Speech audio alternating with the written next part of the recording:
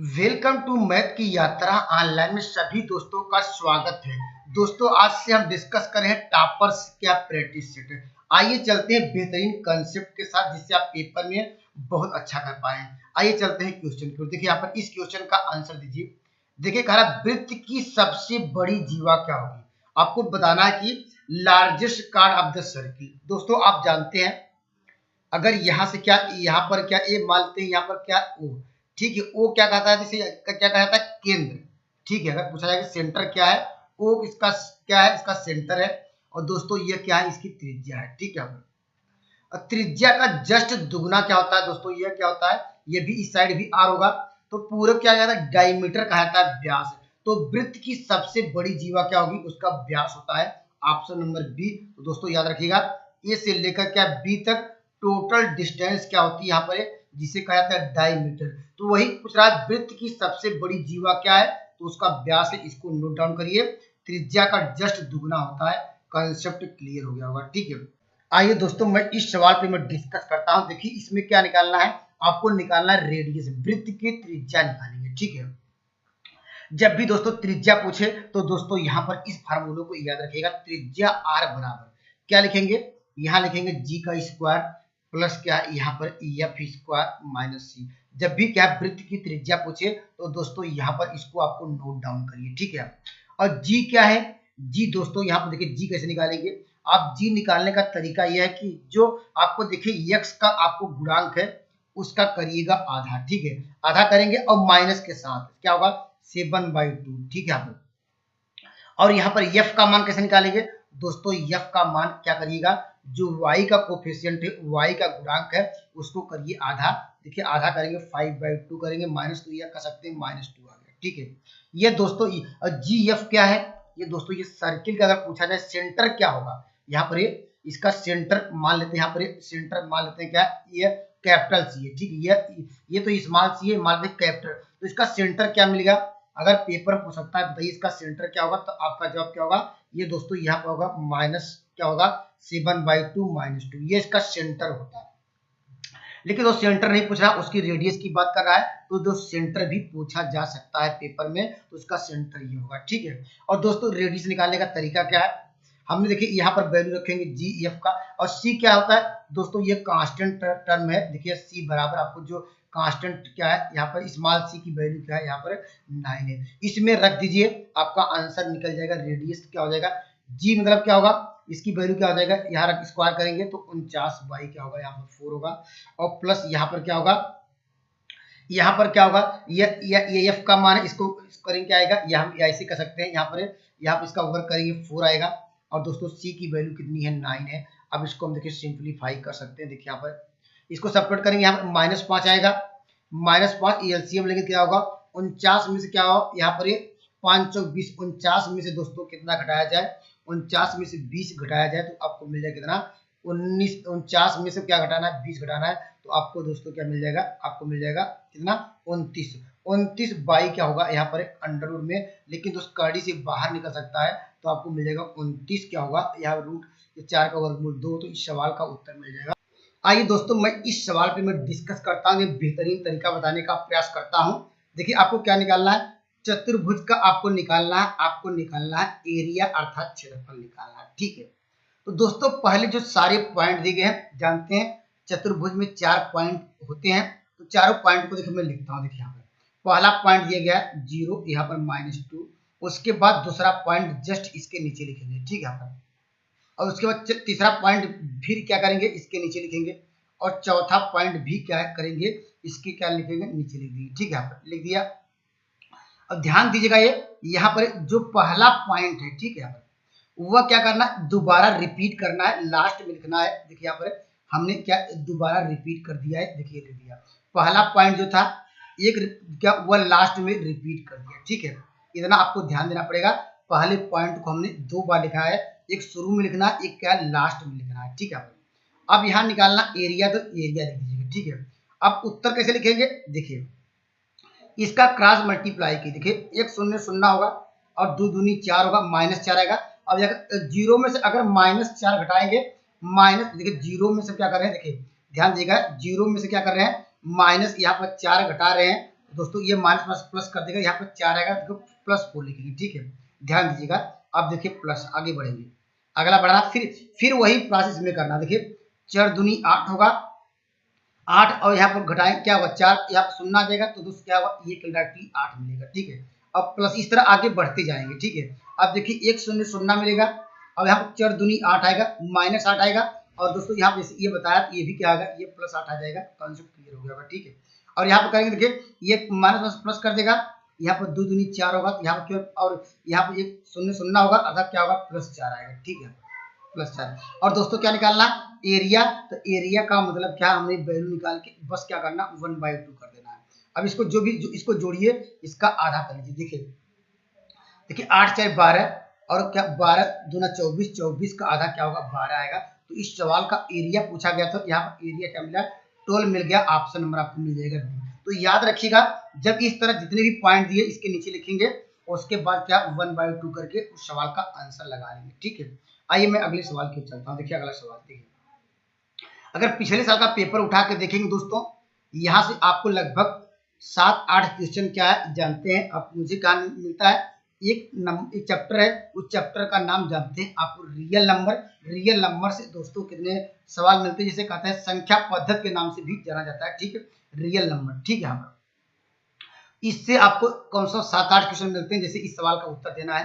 तो इसको यह कह रहा कि ये कौन सी संख्या है, पहले आपको तो पहले इसको सॉल्व करिए, ठीक है। ये देखिए यहाँ पर पहले कौन चीज इसमें कॉमन हो सकती है, देखिए पहले वाले में कड़ी में 5 कॉमन ले लीजिए, देखिए कड़ी में हमने 5 कॉमन ले लिया, ठीक है।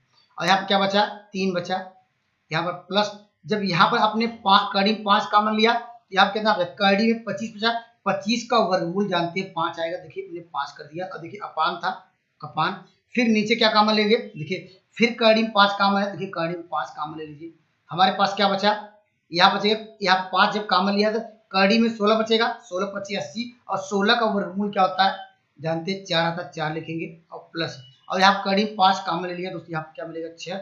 अब देखिए थोड़ा और सिंप्लीफाई, पहले इसको सिंप्लीफाई करेंगे, जहां तक हो सके उतना करेंगे। देखिए क्या मिलेगा, यहाँ पर आपको मिल जाएगा 5 3 8 मिल जाएगा, और यहाँ पर 6 4 10 होगा, और इसको सिंप्लीफाई करेंगे तो क्या होगा 4/5, ठीक है।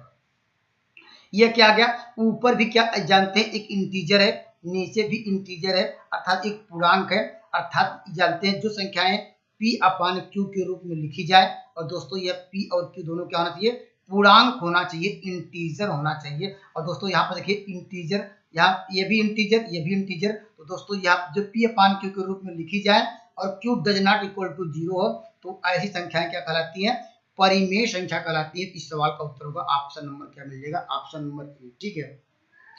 इंटीजर इसलिए नहीं होगा, इंटीजर कभी भी क्या p/q के रूप में नहीं लिखा जाता है। यहाँ पर इंटीजर मतलब क्या बट्टे वाली संख्या नहीं आती है, इंटीजर में बट्टे वाली संख्याएं नहीं आती हैं, तो इस बात को ध्यान दीजिएगा। जैसे हमने कहा कि ये 1.2 ये इंटीजर है तो नहीं है, ठीक है।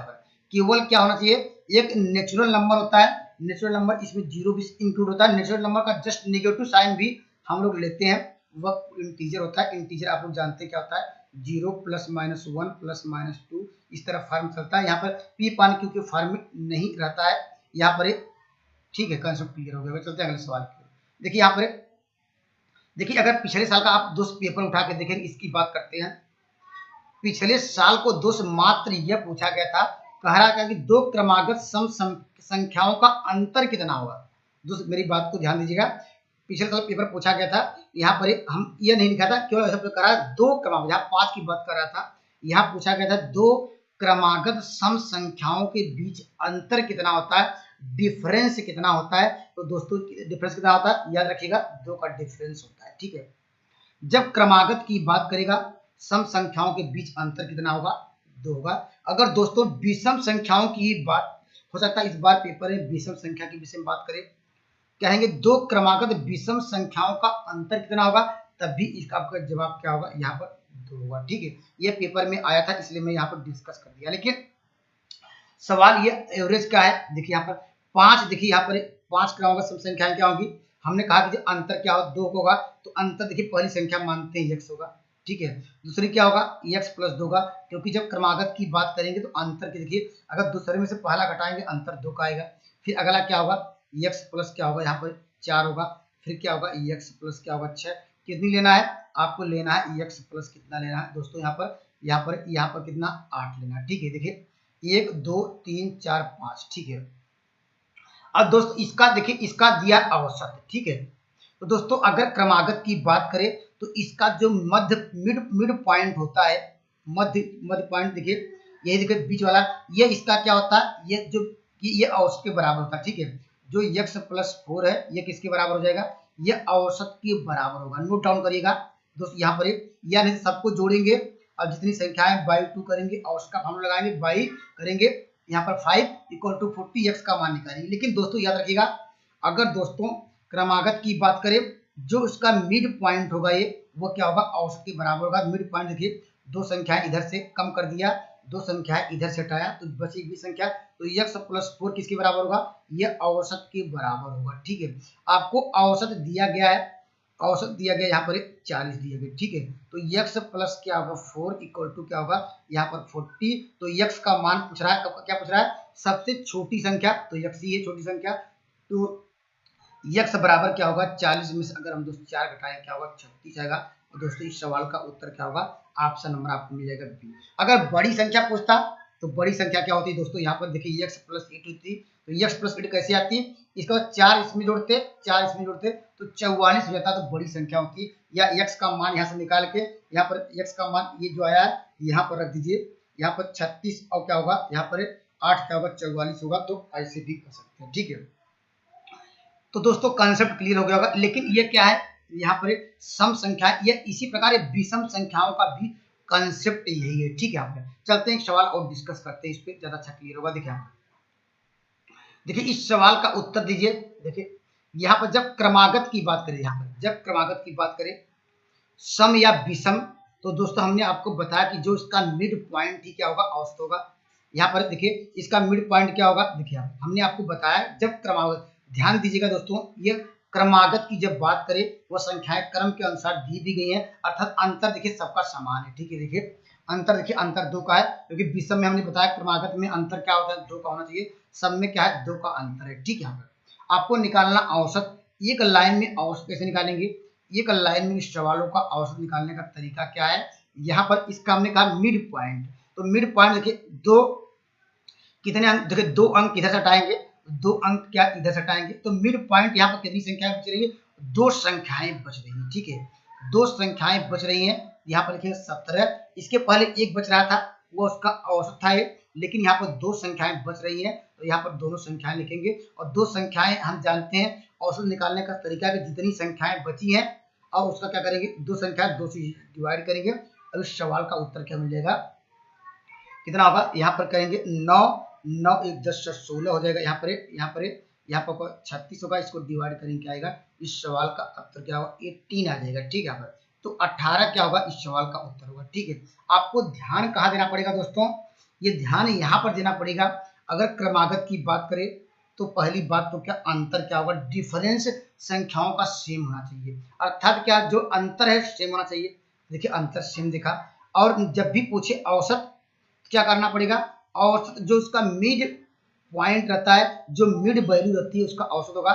लेकिन जब एक संख्या बचे उसका औसत है, लेकिन जब दो संख्याओं का पेयर बचे दोनों संख्या को जोड़िएगा, बाई 2 करिएगा तो क्या होगा, उसका औसत होगा।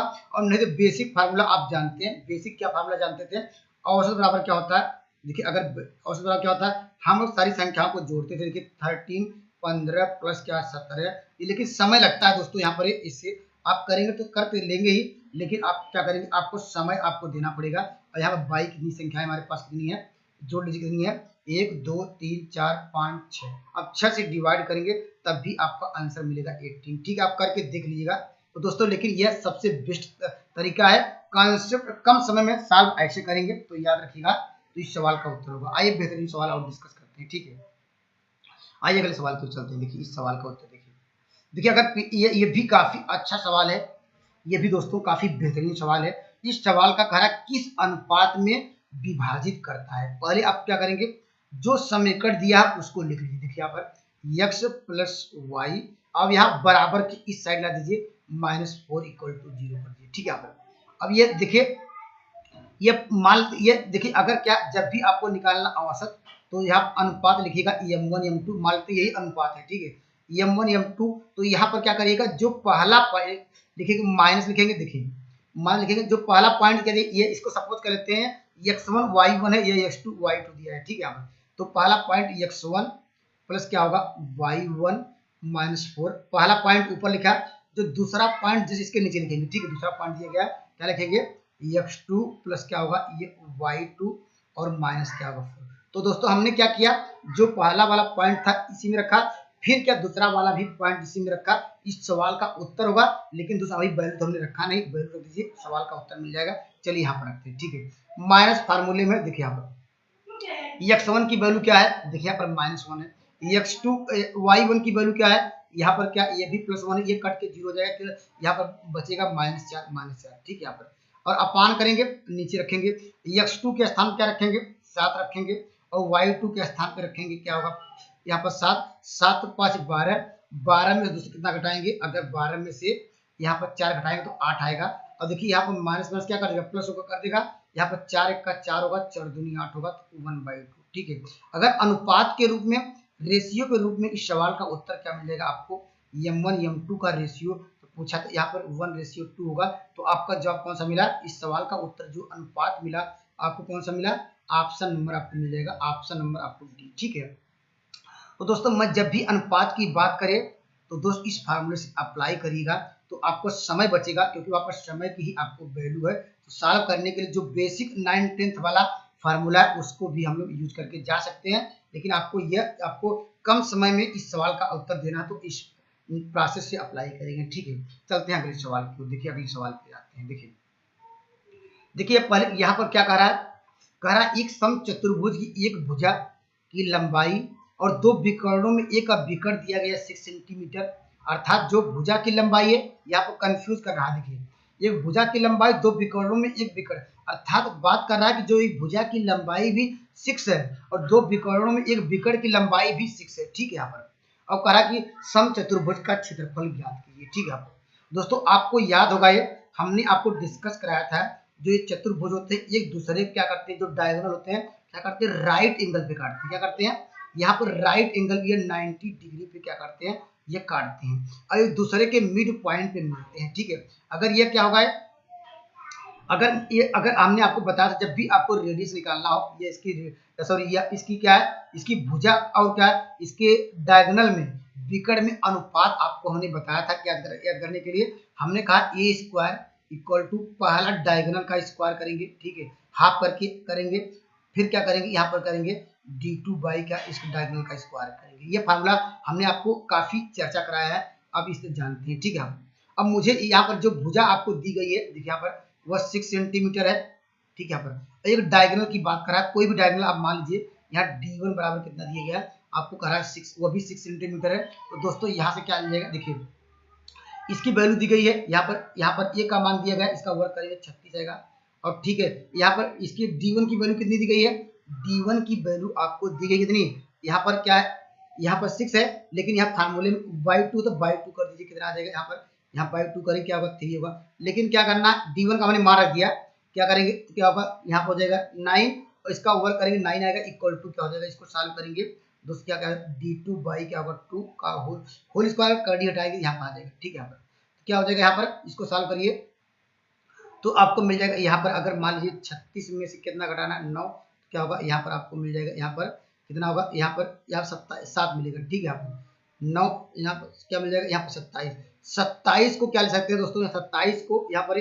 27 को ले सकते हैं 9 इंटू क्या ले सकते हैं यहाँ पर 3, और दोस्तों यहाँ पर क्या है, यहाँ पर क्या होगा, यहाँ पर क्या मिल जाएगा, यहाँ पर हम d2 लिखेंगे और 2 का मल्टीप्लाई यहाँ पर करेंगे दोस्तों, यहाँ पर क्या होगा d2 बराबर क्या होगा, यहाँ पर आपको मिल जाएगा, यहाँ पर क्या होगा, यहाँ पर 2 इसका 6 हो जाएगा, ठीक है। 6 क्या मिल जाएगा, यहाँ पर कड़ी में 3 होगा, और दोस्तों देखिए यहाँ d1 भी मिल गया, देखिए d1 तो आपको पहले से दिया था एक, अब क्या पूछ रहा है, एरिया पूछ रहा है। एरिया आप जानते हैं 1/2 पहला डायगोनल दिया गया, देखिए यहाँ पर 6, ठीक है। यहाँ पर ये हमने यहाँ रखा था, यहाँ पर 6, और दूसरा डायगोनल क्या दिया गया है हमने निकाल लिया, इसका मान क्या है 6 क्या था, यहाँ पर कड़ी में 3। अब इसको हम सॉल्व कर सकते हैं, 2 3 6, दोस्तों इस सवाल का उत्तर क्या होगा, 18 क्या होगा कड़ी में 3, इसका क्या होगा एरिया क्या होगा 18 कड़ी में 3, ऑप्शन नंबर डी, ठीक है। तो दोस्तों आपको कहाँ ध्यान देना पड़ेगा, पहले इस रिलेशन को, इस फार्मूले को याद रखना पड़ेगा। क्या क्या, यहाँ पर जो डायगोनल यहाँ पर d1/2 होगा, यहाँ पर क्या होगा d2/2, क्योंकि ये दूसरे के यहाँ पर इसका ये इसको हमने यहाँ पर देखिए एक राइट एंगल बन रहा था, यहाँ से राइट एंगल जानते हैं। यहाँ पर एक कर्ण बराबर क्या होता है, लंब का स्क्वायर प्लस आधार का स्क्वायर, तो हमने यहाँ पर रखा। यहाँ पर देखिए ए की वैल्यू दी गई थी और एक डायगोनल हमने सपोज कर लिया, d1 का मान दिया है, हम d2 का मान निकाल लिया, इस फार्मूले में रखा, आंसर आ गया। ठीक है, आइए मैं अगले सवाल की ओर चलता हूँ। ठीक है, अगला सवाल देखते हैं। ठीक है, यहाँ पर अगले सवाल की ओर चलते हैं। देखिए दोस्तों, यह भी काफी बेहतरीन सवाल है, इस सवाल का उत्तर दीजिए। यहाँ पर देखिए, इसको इस तरह के सवाल के लिए आपको ग्राफ से ध्यान देना पड़ेगा, ग्राफ का कंसेप्ट आपको क्लियर होना चाहिए। ठीक है, यहाँ पर देखिए इसका ग्राफ हम जानते हैं, पहले करा एक्स और वाई अक्ष पे करा, ये करा परिचित करता है, पहले हम ये ग्राफ बनाते हैं। ठीक है, यहाँ पर ये मान लेते हैं क्या है, ये वाई डेश ये ग्राफ होता है, ये वाई डेश होता है, ये दोस्तों क्या होता है ये जानते हैं, एक्स क्या होता है, ये एक्स डैश होता है। ठीक है, तो पहला इस सवाल को हल करने के लिए पहले क्या करेंगे, पहले इसमें एक्स बराबर क्या करेंगे, 0 पुट करेंगे। ठीक है, एक्स बराबर 0 पुट करेंगे, देखिए हमने 0 पुट किया, तो वाई की वैल्यू आपको क्या मिलेगी, देखिए एक्स बराबर जैसे 0 पुट करेंगे तो क्या होगा, यहाँ पर वाई की वैल्यू क्या मिल जाएगा, 2। ठीक है,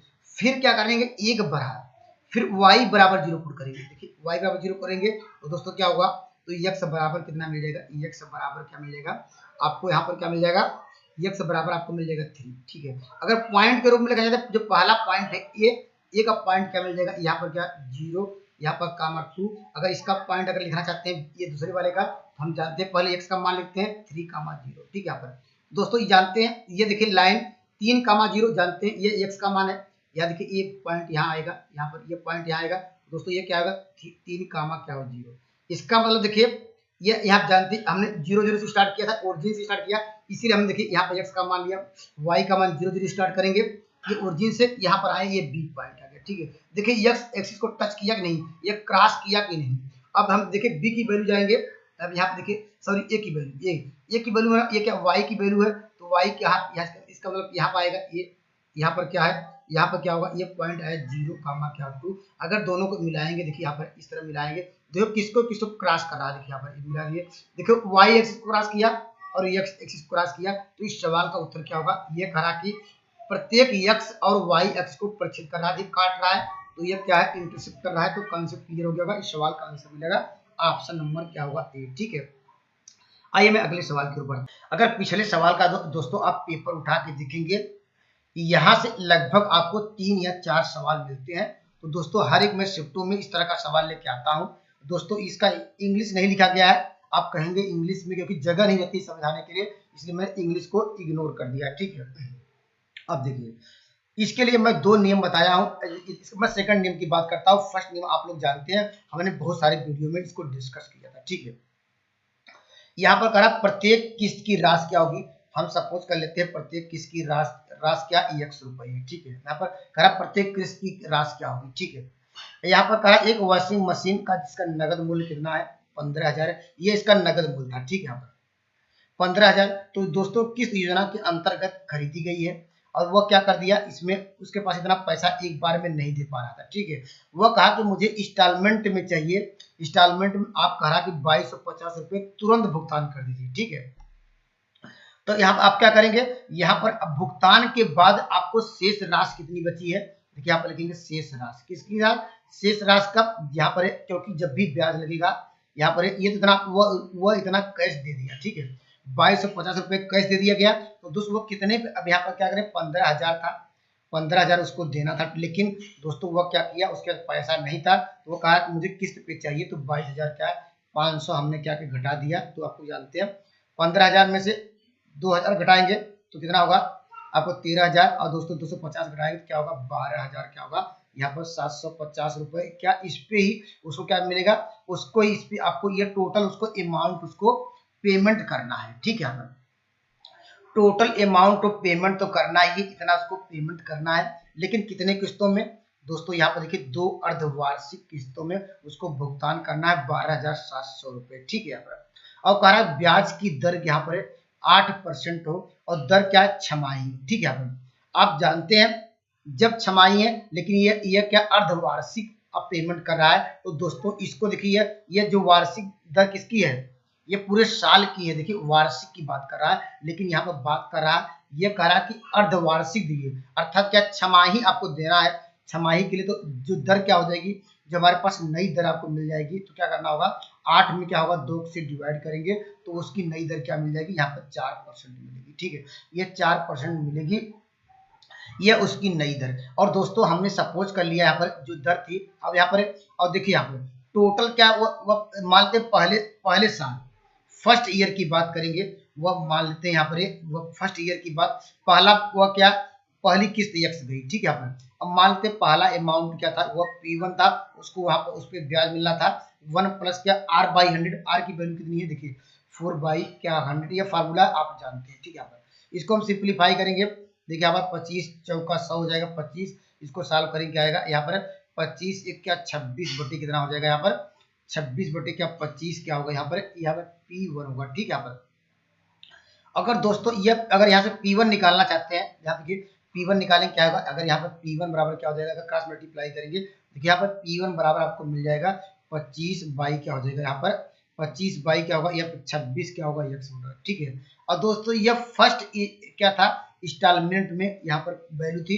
अब जब दूसरा इंस्टॉलमेंट निकालेंगे क्या आएगा, इसी प्रकार देखिए हम दूसरा इंस्टॉलमेंट क्या होगा P2 करेंगे, जो वैल्यू आई इसका दूसरे 2 सालों के लिए होगा, ये फर्स्ट ईयर के लिए था, दूसरे सालों के लिए क्या करेंगे, इसका स्क्वायर कर देंगे। ठीक है, 25 क्या होगा बाई क्या होगा 26, और एक्स का क्या करेंगे, इसका यहाँ पर इसका जो वैल्यू का इसका करेंगे स्क्वायर। ठीक है, ये दूसरा इंस्टॉलमेंट आ गया। ठीक है, यहाँ पर और टोटल आपको अमाउंट देखिए, यह P1 प्लस P2, ये टोटल उसको कितना उसको देना है, ये देखिए P1 आ गया, यहाँ पर ये 12,000 क्या है, यहाँ पर 750 इसको देना था, तो यहाँ पर देखिए 12,000 क्या है 750 बराबर क्या लिखेंगे, यहाँ पर P1 प्लस P2 दोनों को जोड़ेंगे, यहाँ जोड़ेंगे क्या होगा, देखिए 25 बाई क्या होगा, यहाँ पर 25 बाई क्या होगा 26, आपको क्या लेंगे, यहाँ पर कामा ले लेंगे, यहाँ कामा ले लेंगे तो यहाँ क्या मिल जाएगा, देखिए यहाँ पर एक्स भी कामा लिया जाएगा, तो यहाँ पर क्या मिल जाएगा, यहाँ इंटू इसका एलसीएम लेंगे तो क्या हो जाएगा, यहाँ पर 51 बाई क्या हो जाएगा, यहाँ पर 26 रहेगा।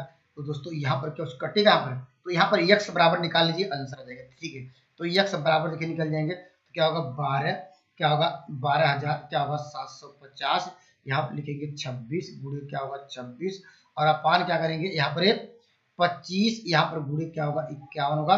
इसी तरह देखिए 25 छक्का 150, नहीं 25 पंचे 125, फिर 25 इक्का यहाँ हो जाएगा, और दोस्तों 51 कट जाएगा 10। अब जानते हैं 26 का वर्ग जानते हैं 576 होता है, एक जीरो यहाँ पर बचा हुआ है, तो यहाँ पर 576 में दोस्तों क्या करें, एक जीरो चिपका दीजिए। दोस्तों सवाल का उत्तर क्या होगा, यहाँ पर 576 नहीं 676 था, 26 का वर्ग दोस्तों ये 676 था, इसको नोट डाउन करिए, तो इस सवाल का आंसर मिल जाएगा, ऑप्शन नंबर आपको मिल जाएगा, ऑप्शन नंबर सी। या दोस्तों आप लोग जानते हैं हमने एक फार्मूला और बताया था, प्रत्येक राशि निकालना हो तो दोस्तों वो कैसे निकालते थे, तो याद होगा आप लोगों को, अगर यही पर देखिए लिखेंगे, यहाँ पर क्या था, ये 12,750 लिखते हैं, यहाँ पर 12,750, ये 1 प्लस क्या लिखते थे n, यहाँ पर आपको याद होगा n r बाई क्या लिखते थे 100, और यहाँ पर अपॉन n यहाँ पर लिखते थे n प्लस क्या लिखते थे n -1 बाई 2 r/100, ये फार्मूला लगा दे तब भी आंसर आ जाता था, इससे ये प्रत्येक। आइए दोस्तों मैं इस सवाल पर डिस्कस करता हूँ, कितना बेहतरीन सवाल है। इस सवाल का अनंत हल। ठीक है, जब भी दोस्तों अनंत हल की बात करें, इनफाइनाइट क्या है सॉल्यूशन की बात करें, तो दोस्तों आपको क्या रखना पड़ेगा, जो x का गुणांक है। ठीक है, देखिए यहाँ x का गुणांक देखिए 2 है, और दूसरा भी x के गुणांक के क्या है, यहाँ पर क्या 4 है, इसको अपान के रूप में लिखिए। ठीक है, यहाँ पर और करिए फिर बराबर, फिर y का जो गुणांक है, देखिए y का गुणांक क्या दिख रहा है आपको, देखिए माइनस क्या दिया गया है, यहाँ पर माइनस यहाँ पर 4 दिया गया है, यहाँ पर फिर क्या दूसरे y के गुणांक का रेशियो आपस में आपको क्या करना है, हर एक का रेशियो आपस में बराबर करना होगा। ठीक है, और जो अचर पद है कांस्टेंट टर्म है उसको भी आपको बराबर करना पड़ेगा। देखिए यहाँ पर 2b + 1 अपान क्या करना पड़ेगा, यहाँ पर 5 क्या होगा b - 1। यह कंडीशन किसकी है, जब अनंत की बात करें, इनफाइनाइट की बात करें, तो दोस्तों x का जो कोफिशिएंट है दोनों का रेशियो, फिर y का कोफिशिएंट है दोनों का रेशियो, और कांस्टेंट टर्म का जो रेशियो है हमने आपस में इक्वल कर लिया। अब इसको सॉल्व कर लीजिए, सवाल का उत्तर आएगा। ठीक है, हम पहला एक देखिए ए का मान निकालने के लिए पहला रिलेशन यहाँ से यहाँ तक लेते हैं। ठीक है। यहाँ से इसको ले लेते हैं। देखिए इसको सॉल्व करें क्या होगा, 1/2 आएगा, जब तक 2 से कट जाएगा। अब यहाँ पर क्रॉस मल्टीप्लाई कर सकते हैं, पहले ले लेते हैं। देखिए यहाँ पर क्रॉस मल्टीप्लाई करेंगे, आंसर आ जाएगा। ठीक है, यहाँ से निकल जाएगा ए का मान। ठीक है, क्रॉस मल्टीप्लाई करेंगे। देखिए आपको a माइनस 1 इक्वल टू क्या होगा, यहाँ पर 2a माइनस क्या होगा 8 होगा। अगर उस साइड जाएगा देखिए यहाँ पर, तो a बराबर क्या मिल जाएगा आपको 7 मिल जाएगा। तो a का मान क्या मिल गया, 7 मिल गया। तो दोस्तों अगर b का मान चाहिए फिर क्या करिएगा, 1/2 इसलिए है तो 1/2 लिखिएगा, और ये वाला ले लीजिएगा, ये वाला यहाँ पर क्रॉस मल्टीप्लाई करेंगे। पहले ले लेते हैं, फिर 2b प्लस 1 अपान क्या लिखेंगे यहाँ पर 5b माइनस 1, क्रॉस मल्टीप्लाई करिए। देखिए यहाँ पर आपको मिल जाएगा 5b माइनस 1 इक्वल टू क्या होगा 4b, यहाँ पर क्या होगा प्लस 2। इसको सब्ट्रैक्ट करेंगे क्या आएगा, यहाँ से आपको मिलेगा। देखिए यहाँ पर इसको सॉल्व करेंगे, आपको यहाँ पर b बराबर क्या होगा, उस साइड जाएगा कि जुड़ जाएगा, तो यहाँ पर 3 मिलेगा। तो किसकी वैल्यू मिली, तो दोस्तों यहाँ a का मान 7, यहाँ इस सवाल का उत्तर होगा ऑप्शन नंबर बी। तो दोस्तों जब भी इनफाइनाइट सोल्यूशन पूछे तो कंसेप्ट याद रखिएगा। आइए मैं अगले सवाल की बढ़ता हूँ। ठीक है, यहाँ पर कंसेप्ट क्लियर हो गया होगा। देखिए इस सवाल का उत्तर दीजिए दोस्तों, इस सवाल का उत्तर दीजिए। देखिए यहाँ पर कह रहा कि यदि यहाँ कोई हल नहीं है तो k का मान निम्नलिखित में से का अनुसरण करेगा। ठीक है, यहाँ पर जब दोस्तों k का कोई हल ना हो तो दोस्तों आप जानते रहिए d क्या होगा। दोस्तों यहाँ पर लेस देन 0, d क्या है, d दोस्तों विभिक्तर है, डिस्क्रिमिनेंट है। d की वैल्यू आप जानते हैं क्या होता है, यहाँ पर b स्क्वायर माइनस 4ac होता है। ठीक है, यहाँ पर b क्या है, देखिए यहाँ पर b क्या है, b दोस्तों यहाँ पर क्या x का गुणांक है। यहाँ पर b क्या है दोस्तों, यहाँ पर x का गुणांक कितना है, x का गुणांक k है, यहाँ पर क्या हो जाएगा k स्क्वायर। ठीक है, माइनस क्या होगा यहाँ पर 4, ये क्या है दोस्तों, यहाँ पर ये क्या x स्क्वायर का गुणांक, x स्क्वायर का गुणांक क्या है, यहाँ पर 1 है तो लिखेंगे 1। और यहाँ पर क्या इनटू क्या है, यहाँ पर c कांस्टेंट टर्म है, यहाँ पर कांस्टेंट टर्म, यहाँ पर k लिखेंगे। और क्वेश्चन कह रहा है कोई हल नहीं है इसलिए लेस देन 0 करेंगे। ठीक है, यहाँ पर हम यहाँ से k कॉमन ले सकते हैं, तो यहाँ पर क्या मिल जाएगा, यहाँ पर क्या होगा k माइनस क्या होगा 4, यहाँ पर लेस देन 0। तो यहाँ पर इसकी वैल्यू क्या होगी यार, तो दोस्तों यहाँ पर पहले आपको k बराबर क्या करना पड़ेगा, 0 करना पड़ेगा, दोनों को 0 कर लीजिए। तो k बराबर देखिए एक 0 मिलेगा और k बराबर क्या होगा 4 मिलेगा। तो दोस्तों यहाँ पर इस सवाल का उत्तर कैसे लिखेंगे, देखिए ऐसे आपको जानते हैं लाइन पे वैल्यू को ड्रा करना। ठीक है, यहाँ पर जानते हैं कोई वैल्यू कहाँ से कहाँ तक होती है, रियल लाइन पे माइनस इन्फिनिटी से लेके प्लस इन्फिनिटी के बीच होती है, ये जानते हैं। ठीक है, इसमें कितनी वैल्यू है, छोटी वैल्यू रखेंगे बाएं साइड, देखिए यहाँ पर बड़ी वैल्यू रखेंगे दाएं साइड, और दाएं साइड चलना होगा। देखिए राइट हैंड साइड चलिएगा, प्लस माइनस क्या हो प्लस, थोड़ा ध्यान दीजिएगा इनइक्वलिटी है, इसको ध्यान समझना पड़ेगा। अब आपको क्या चाहिए, देखिए यहाँ पर आपको साइन ध्यान दें, यहाँ पर देखिए क्या साइन दिख रहा है, यहाँ पर देखिए आपको साइन नजर आ रहा होगा, देखिए लेस देन का। तो लेस देन साइन मतलब क्या, ये आपको ये वैल्यू चाहिए, ये वाली value less than. Less than मतलब क्या है, नेगेटिव साइन। ये इसका ये आंसर है, यहाँ पर ये आंसर है। तो लिखेंगे कैसे इस सवाल का उत्तर के लिए, आप लिखिएगा इस सवाल के उत्तर लिखेंगे, देखिए x बिलोंग, यहाँ पर देखिए नेगेटिव साइन, यहाँ पर लेस देन मतलब negative sign, x belong to क्या हो गया, यहाँ पर x है, यहाँ पर k है, सॉरी यहाँ पर k है, k बिलोंग टू क्या 0 से क्या होगा 4 हुआ। या ये भी उत्तर सही है, या लिखने का तरीका क्या जो ऑप्शन नंबर बी दिया है ये भी ठीक है। यहाँ पर ऐसे दिया हो तब भी ठीक होता, या ऐसे दिया होता तब भी ठीक होगा। कंसेप्ट क्लियर हो गया होगा। आइए मैं अगले सवाल की ओर बढ़ता हूँ। ठीक है, चलिए यहाँ पर अगले सवाल देखिए, यहाँ पर ये भी अच्छा सवाल है, इस तरह का सवाल आपको पेपर में लगातार देखने को मिलते हैं। तो दोस्तों इस सवाल के लिए क्या करेंगे, यहाँ पर क्या निकालना, इसका निकालना मोशन। ठीक है, मोशन देखिए मोशन आप जानते हैं, मोशन कैसे निकालते हैं, वो बड़ी से बड़ी संख्या ढूंढिए यहाँ पर इन दोनों में, जो दोनों को डिवाइड कर दे। ठीक है, बड़ी से बड़ी संख्या या दोनों में जो कॉमन हो, तो बड़ी से बड़ी संख्या क्या होगी, बड़ी संख्या तो मुझे 20 नजर आ रही है, लेकिन दोस्तों दोनों कॉमन नहीं, 10 ऐसा है जो दोनों में कॉमन है, तो पहले तो 10 होगा। ठीक है, यहाँ पर पहले 10 होगा, और दोनों में क्या देखिए यहाँ पर x क्यूब है, यहाँ x पावर 4 है, दोनों में क्या होगा तो x क्यूब आ जाएगा। ठीक है, और यहाँ पर देखिए यहाँ y स्क्वायर है, यहाँ पर क्या है, यहाँ पर क्या मिल जाएगा आपको y स्क्वायर है, यहाँ पर क्या होगा, यहाँ पर क्या होगा, यहाँ पर दोनों में कॉमन क्या होगा y स्क्वायर होगा। तो इस सवाल का उत्तर क्या होगा 10 क्या होगा, ये क्या होगा 10 कहीं मिला है सर, देखिए 10x cube y square option number आपको मिल जाएगा, यहाँ पर मिल जाएगा ऑप्शन नंबर सी। या नहीं तो जानते हैं या दूसरा मेथड ये भी है कि हम फार्मूला जानते थे, लस और या दो संख्याओं का फार्मूला क्या था, first number into second number equal to जानते हैं एलसीएम, यहाँ पर ये फार्मूला आपको याद होगा इंटू एचसीएफ, ये फार्मूला याद है, ऐसे भी लिख सकते हैं। फर्स्ट नंबर क्या लिखेंगे 20 क्या दिया गया है x क्यूब, यहाँ इंटू दिया है Y square into second number दिया गया यहाँ पर 10 क्या हो जाएगा एक्स पावर 4, यहाँ पर Y power 4 equal to LCM. LCM का मान आपको दिया गया 20 क्या है एक्स पावर 4 इंटू दोस्तों यहाँ पर क्या वाई पावर 4 इंटू क्या पूछ रहा है एच सी एफ पूछ रहा है, ये सी एफ को दीजिए। अब यहाँ कटा दीजिए 20 से कटा दीजिए और यहाँ पे एक्स पावर 4 से कट जाएगा और दोस्तों एक्स पावर 4 कट जाएगा। तो इस सवाल का उत्तर देखिए यही मिला। देखिए यहाँ पर क्या मिला, यहाँ 10 बचा, यहाँ 10 क्या होगा एक्स क्यूब क्या होगा वाई स्क्वायर, ये किसके बराबर होगा ये सी एफ के बराबर होगा अर्थात मॉड स के बराबर होगा। इस सवाल का उत्तर ऑप्शन नंबर सी। तो डायरेक्टली कर सकते हैं तो इसकी जरूरत नहीं पड़ेगी, अगर फार्मूला पे जाना चाहते हैं तो फार्मूला पे लगाएंगे तो इसकी भी जरूरत पड़ सकती है। ठीक है, चलते हैं अगले सवाल की ओर। देखिए अगले सवाल पे चलते हैं। देखिए ये तो आसान है, यहाँ पर ये तो आसान है दोस्तों। यहाँ पर आसान इसलिए है क्योंकि आप जानते हैं माध्य बराबर, माध्य बराबर क्या होता है, माध्य बराबर दोस्तों क्या होता है, माध्य बराबर सभी संख्याओं का सम। और यहाँ पर देखिए जोड़िए, देखिए 22 प्लस क्या होगा यहाँ पर 25 प्लस क्या होगा यहाँ पर 27 प्लस क्या होगा यहाँ पर 24 प्लस क्या होगा x। अब इसका बाई कितनी संख्या है, इसको बाई कर लीजिए कितनी है, देखिए 1 2 3 4 5 बाई 5 करेंगे, ये माध्य बराबर आपको दिया गया 26। अब कह रहा कि x का मान क्या होगा। ठीक है, यहाँ पर इसको जोड़ लीजिए, इसको जोड़िए कितना आएगा दोस्तों, यहाँ पर इसको जोड़िए, देखिए यहाँ पर इसको जोड़िए, देखिए यहाँ पर आपको इससे जोड़ेंगे क्या मिल जाएगा आपको 49 मिल जाएगा, यहाँ पर लिखते हैं 49। ठीक है 49 और यहाँ पर क्या होगा इसको जोड़ेंगे 9 और यहाँ पर क्या होगा, यहाँ पर ये भी क्या होगा ये भी 49, 49 दूना 98 आ जाएगा, 98 प्लस क्या होगा दोस्तों यहाँ पर क्या होगा 5 चौक 20 होगा, क्रॉस मल्टीप्लाई करेंगे 5 चौक 20 हो जाएगा और 5 दूनी 10 दूनी 12 हो जाएगा, यहाँ पर 5 चौक 20। यहाँ पर x बराबर क्या हो जाएगा 120 में से कितना घटाना है 98 घटाना, तो क्या मिल जाएगा यहाँ पर 2 मिले, इकाई अंक 2 मिलना चाहिए तो इकाई अंक 2 है यहाँ पर, या इसका मतलब क्या कहिए 120 में से 98 घटा क्या 32 आएगा, तो कर सकते हैं दोस्तों। यहाँ पर क्या हो जाएगा, यहाँ पर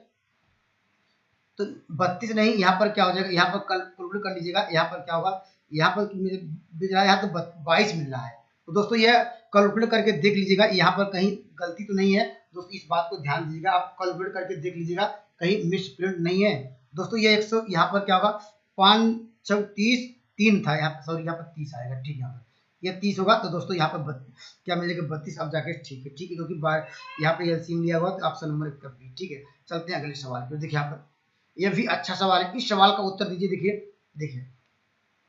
देखिए क्या कह रहा है, यहाँ पर कह रहा है एक कक्षा में छात्रों के प्राप्त किए गए औसत का टोटल पूर्णांक 58 है। ठीक है, यहाँ पर और कह रहा है कि इसमें से उनमें से 20%। ठीक है, जब परसेंटेज की बात कर रहा होगा इसका मतलब क्या है, ये 100% की वैल्यू दिया होगा, 100% में ही क्या होगा ये बात कर रहा है कि 20% क्या है, यहाँ पर 20% का मान इतना दिया गया है और फिर कह रहा दोस्त यहाँ पर 30% का मान इतना दिया गया है। तो दोस्तों यहाँ पर कह रहा बाकी कितना बचा होगा, देखिए यहाँ पर बाकी कह रहा बाकी का माध्य कितना होगा। देखिए मैं डायरेक्ट लिखता हूँ, देखिए माध्य जानते हैं टोटल क्या है 100% है, 100% में टोटल नंबरों की बात करें, देखिए अगर 58 में दोस्तों अगर क्या ये टोटल का माध्य है। ठीक है, टोटल का माध्य इतना है, अगर दोस्तों हम यहाँ पर 20% और दोस्तों यहाँ पर 30% का माध्य घटा दें तो दोस्तों जो बचेगा तो वह वही क्या होगा, शेष होगा, वही पूछ रहा है कितना होगा। ठीक है, बचा कितना, देखिए 20% का माध्य कितना, यहाँ पर 60 हो जाएगा, यहाँ पर टोटल हो गया। और दोस्तों यहाँ पर माइनस कर दिया जाए, यहाँ पर कितना और किसका 60, 20 का 60, 30 का कितना दिया है, यहाँ पर 30 का दोस्तों कितना है, यहाँ पर 30 कितना 30 का दोस्तों यहाँ दिया गया 40 और निकालना माध्य कितने का निकालना, बचा कितना है, बचा भी देख लीजिए कितने का बचा है। देखिए यहाँ पर 20% इधर है 30% इधर है, तो हम जानते हैं 100 में से हमने 50% यूज किया तो 50 बचा होगा, तो यहाँ पर 50 होगा। तो सवाल का उत्तर क्या होगा, इस सवाल का इसी साल पढ़िएगा उत्तर आएगा, तो कटा लीजिए। देखिए यहाँ पर 50 दूना 100 मैं डायरेक्ट करा रहा हूँ, देखिए 50 दूना 100, इससे 50 ये मान लो 50 दूना 100 डायरेक्ट में कटा रहा हूँ। देखिए इसे इसको क्या करें 50 दूना 100 होगा, तो दोस्त यहाँ पर क्या होगा 58 दूना क्या होगा, ये 8 दूनी 16 होगा, यहाँ पर क्या होगा, यहाँ 5 दूनी 10 से 11। ठीक है, माइनस क्या होगा, यहाँ पर कितना होगा 6 चौके 24, यहाँ पर 4 3 12 दूनी 24 48 आएगा। ठीक है, 48 में दोस्तों क्या होगा, ये क्या हो जाएगा, यहाँ पर क्या 16 में से 8 गए 6 आना चाहिए, इकाई अंक 6 आना चाहिए, तो इकाई अंक क्या 6 होगा, या 116 में घटाएं कितना आएगा, ये 66 आएगा। दोस्तों यहाँ पर इस सवाल का उत्तर कितना आएगा। ठीक है, देखिए हमने क्या किया, टोटल औसत में से, टोटल औसत था, टोटल अंकों का मैंने सम किया, इतना आ गया।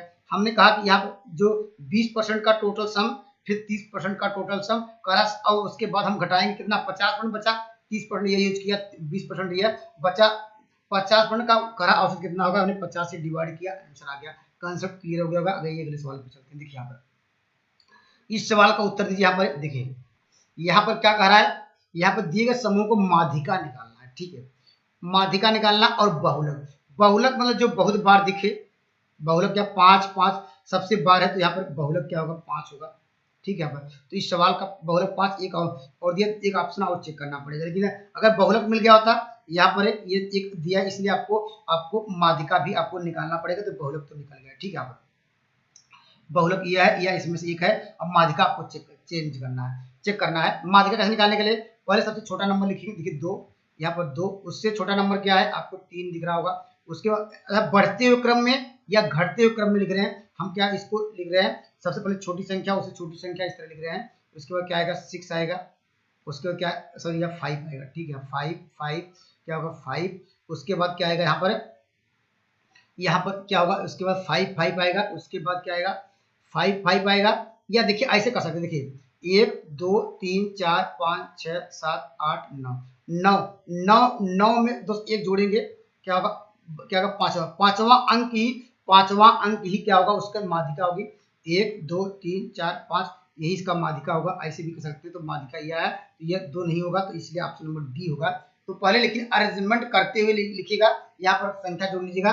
अगर यहाँ पर इवन नंबर आए दोस्तों, यहाँ पर 2 टर्मों का इवन नंबर आता है, 2 टर्मों का सम किया जाता है।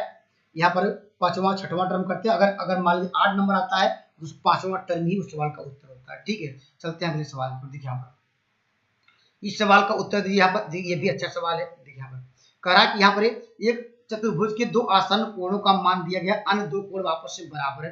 तो दोस्तों याद रखिएगा, किसी भी चतुर्भुज या पंचभुज या खष्टभुज या अष्टभुज जो भी कहेगा, सभी कोणों का योग कितना होगा, तो इस फार्मूले को नोट डाउन करिएगा, n-2 इंटू 180। इस फार्मूले को नोट डाउन करिएगा। ठीक है, यहाँ पर या 180 इसको नोट डाउन करिएगा। यहाँ पर बात करेंगे चतुर्भुज के चारों कोणों का मान पूछा है, तो क्या होगा, टोटल कितना, n का मान 4 रखेंगे। ठीक है, 4 रखेंगे, कितना आएगा, देखिए 4 रखेंगे, अब 4 में से 2 घटाएंगे, क्या आएगा, 2, 18 दूना 36। यह आप जानते हैं चतुर्भुज के चारों कोणों का मान क्या होता है, 360 होता है। दोस्तों इस फार्मूले से भी आप चाह सकते हैं, आपको डायरेक्टली याद हो तो कोई बात ही नहीं। ठीक है, ये चारों कोण यहाँ पर कहा, यहाँ पर देखिए 2 कोण दिया गया है। यहाँ पर 2 कोण क्या है, 125 लिखेंगे, फिर एक दूसरा 2 कोण दिया है, 135 दिया गया।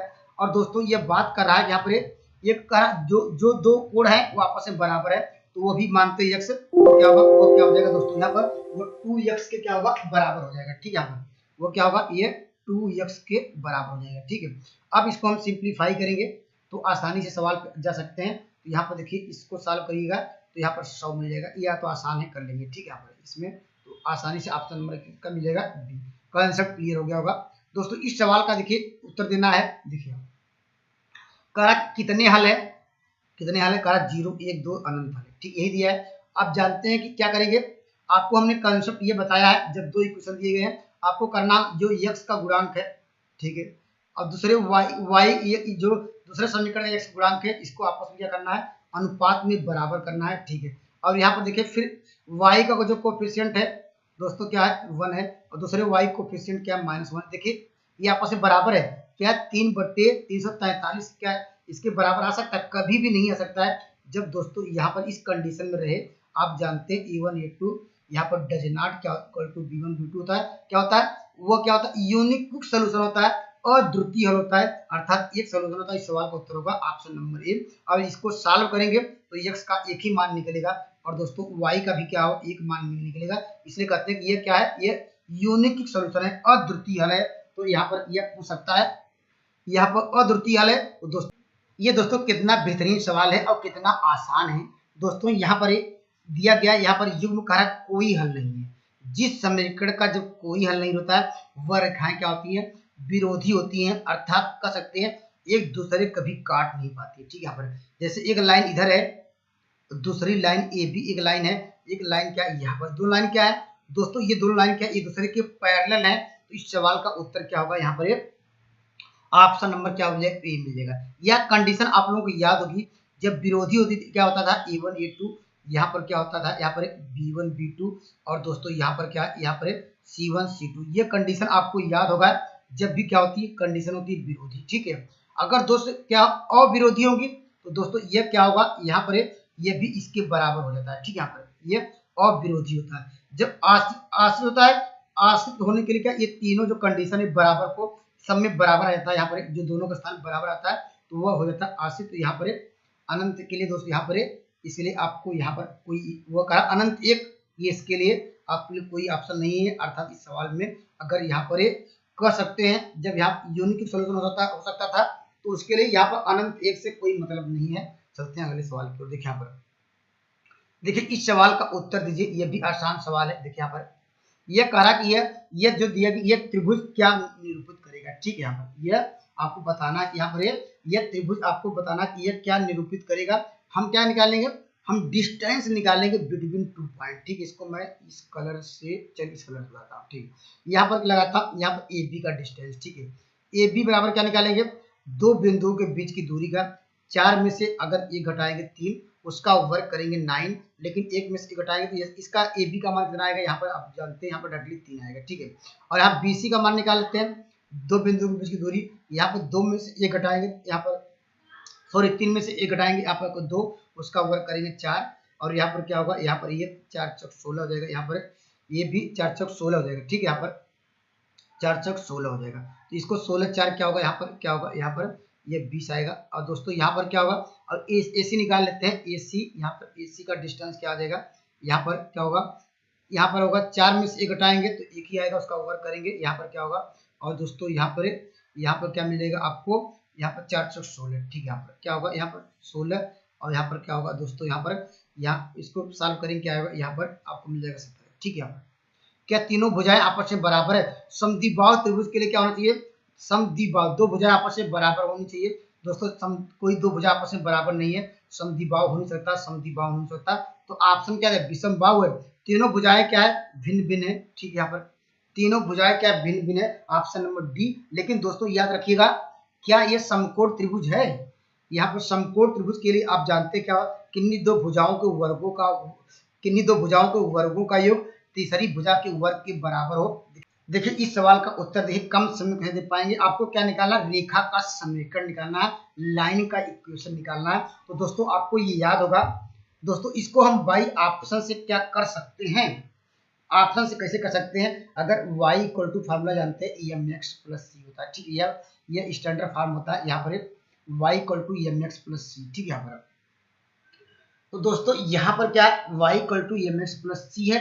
तो दोस्तों क्या यहाँ पर इससे अगर कंपेयर किया, यम का स्लोप कितना है, यहाँ पर देखिए, या इस सवाल का उत्तर देखिए, यहाँ पर इससे ऑप्शन से जा सकते हैं क्या ये, हाँ ठीक है, देखिए आप देखिए इसका स्लोप निकालिए, अगर y इससे कंपेयर करेंगे इस सवाल में तो y इक्वल टू क्या, स्लोप क्या, किसका स्लोप -4 आ रहा है, ये स्लोप करेंगे क्या होगा, ये -8 देगा, इसका स्लोप क्या होगा, ऑप्शन नंबर बी देखेंगे, इसका स्लोप माइनस, देखिए यहाँ पर 2 दूनी 4 होगा, उधर ले जाएंगे तो क्या y equal to -4x plus क्या होगा, यहाँ पर 2 हो जाएगा, -2। और दोस्तों यहाँ कंपेयर करें, यम का क्या है, माइनस क्या होगा 4 होगा, तो ऑप्शन नंबर बी सही होगा, इसका स्लोप नहीं निकल पर -6 मिलेगा, इसका स्लोप -2 मिलेगा। तो दोस्तों ऑप्शन नंबर बी ऐसे डायरेक्टली कर सकते हैं। ठीक है, यहाँ पर या नहीं दोस्त, यहाँ पर इस फार्मूले से ही डायरेक्टली ले सकते हैं। देखिए आप देखिए, आपको समझना पड़ेगा, देखिए यहाँ पर फार्मूला ये है, यहाँ पर देखिए ये कह रहा किस पे, ये y इंटरसेप्ट कर रहा है, इसका मतलब y की डायरेक्शन में जाएंगे, इसका पॉइंट क्या होगा, ये y, इसका मतलब y की डायरेक्शन में, तो इसका मतलब x कामा क्या होगा 2 होगा, ये इसका पॉइंट होगा। ठीक है, पॉइंट ये देंगे, क्योंकि कह रहा y इंटरसेप्ट कर रहा है, देखिए जानते ओरिजिन से किस दिशा में जाएंगे, y एक्सिस पे जा रहे हैं, देखिए y एक्सिस पे, तो इसका मतलब x की वैल्यू 0 होगा। आपको यहाँ पर देखिए ये पॉइंट मिल गया, ये पॉइंट मिल गया दोस्तों, इस पॉइंट से क्या कर दीजिए, पास करा दीजिए। अब देखिए y की वैल्यू क्या रखेंगे, y ये जानते हैं x का मान है, ये y का मान है, और दोस्तों यहाँ पर रखिए y के स्थान क्या रखेंगे, 2 रखेंगे। ठीक है, यहाँ पर y के स्थान पर हमने क्या रखा, 2 रखा, इक्वल टू यम के स्थान पर क्या दिया, -4 दिया है, 4 या x के स्थान पर क्या रखा, x के स्थान पे 0 रखेंगे +2 इक्वल टू 0। तो यहाँ पर क्या, यहाँ पर c है, c बराबर क्या होगा 2 होगा। तो इस सवाल का उत्तर क्या होगा, इसमें वैल्यू, इसमें आप रख दीजिए वैल्यू, ठीक है। वैल्यू रखिए y, देखिए y तो y था इक्वल टू m की वैल्यू आपको दी गई है माइनस क्या होगा 4x, और यहाँ पर क्या +2 होगा। अब देखिए अगर इसको क्या कीजिए 2 से डिवाइड कर दीजिए, 2 से डिवाइड करके यहाँ पर क्या होगा 2x उस साइड लेते हैं, प्लस क्या होगा ये y/2 होगा इक्वल टू 1 होगा। ऑप्शन नंबर क्या होगा, ऑप्शन नंबर आपको मिलेगा ऑप्शन नंबर यहाँ पर बी, ठीक है। या नहीं तो दोस्तों ऐसे भी कर सकते हैं, हम जानते हैं लाइन का क्वेश्चन जनरली होता है y minus y1 equal to m क्या होता है x माइनस x1, ये जानते हैं, ठीक है। इस फार्मूले से भी जा सकते हैं, ये जानते हैं, ये लाइन का इक्वेशन ये भी होता है, ठीक है। यहाँ पर ये क्या करेंगे, ये x1 y1 का मान दिया, अगर यहाँ पर जानेंगे इसमें रखेंगे, ठीक है x y होगा, लेकिन इसमें रखेंगे क्या होगा x1 y1 का मान दिया, m आपका मान दिया, इसमें भी रखेंगे, आंसर आ जाएगा, ठीक है। अगर मेरे कंसेप्ट अच्छे लग रहे हैं तो मेरे चैनल से जुड़ सकते हैं। Thank you for watching math की यात्रा online. Please like and subscribe button. जय हिंद दोस्तों।